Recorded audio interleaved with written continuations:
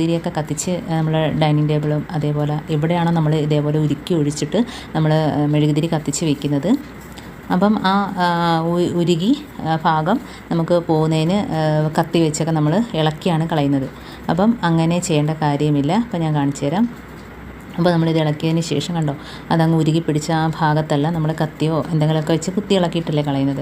അപ്പോൾ നമ്മൾ ഡൈനിങ് ടേബിളിലൊക്കെ ആണെങ്കിൽ അത് പാടായിരിക്കും, അതൊരു പാടായിട്ട് മാറും. അപ്പോൾ അതിൻ്റെ ആവശ്യമില്ല. അപ്പോൾ ഇതേപോലെ ചെറിയൊരു ഐസ് കട്ട വെച്ചൊന്ന് ഇതേപോലെ ഒന്ന് റബ്ബ് ചെയ്ത് കൊടുത്താൽ മതി.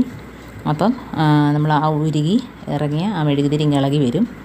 വളരെ ഈസി ആയിട്ട് തന്നെ നമുക്ക് അത് ഇളക്കിയെടുക്കാൻ പറ്റും. കണ്ടോ, അപ്പോൾ ആ ഐസ് കട്ട വെച്ച് ഇതേപോലെ ചെറിയൊരു ഐസ് കട്ട മതി, ഇത് വെച്ച് ഇതേപോലെ ഒന്ന് റബ്ബ് ചെയ്ത് കൊടുത്താൽ മതി. അപ്പോൾ അതെല്ലാം ഇളകി വരും. അപ്പോൾ ആ ഭാഗത്ത് പാടോ കാര്യങ്ങളോ ഒന്നും തന്നെ കാണത്തുമില്ല.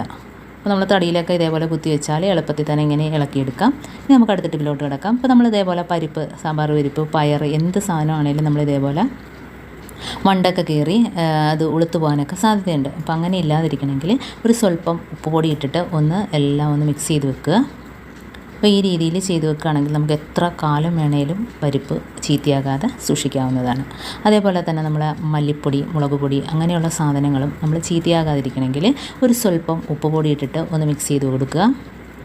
അതേപോലെ കട്ടയായിട്ട് നമ്മൾ അടിഭാഗം കട്ടയായിട്ടിരിക്കുകയാണെങ്കിൽ ഇടയ്ക്കൊന്ന് കുലുക്കി കൊടുക്കുക. അങ്ങനെ അടിഭാഗം കട്ടയായിട്ടിരുന്നിട്ട് ചീത്തയാകാനൊക്കെ ചാൻസ് ഉണ്ട്. അപ്പോൾ ഇതേപോലെ ഒന്ന് ഇളക്കി കൊടുക്കുക.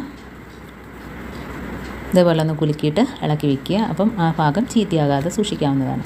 അടുത്ത ടിപ്പിലോട്ട് കിടക്കാം. അപ്പോൾ നമ്മൾ ഇതേപോലെ വാസലിൻ കയ്യിലൊക്കെ ചൂട് കൊണ്ട് നമ്മുടെ നഖത്തിൻ്റെ ഭാഗത്ത് ഇതേപോലെ ചുളുകളൊക്കെ ഉണ്ടെങ്കിൽ തന്നെയും നമ്മൾ ഇതേപോലെ ഒന്ന് വാസലിൻ വെറുതെ കയ്യിലൊന്ന് തേച്ച് ഇങ്ങനെ പിടിപ്പിക്കുന്നത് നല്ലതായിരിക്കും. അപ്പോൾ ഇടയ്ക്കൊക്കെ ഇങ്ങനെ ചെയ്യുകയാണെങ്കിൽ നമ്മുടെ തൊലിപ്പുറത്തുണ്ടാകുന്ന വരൾച്ച അതെല്ലാം മാറിയിട്ട് നല്ല രീതിയിൽ നമുക്ക് സോഫ്റ്റ്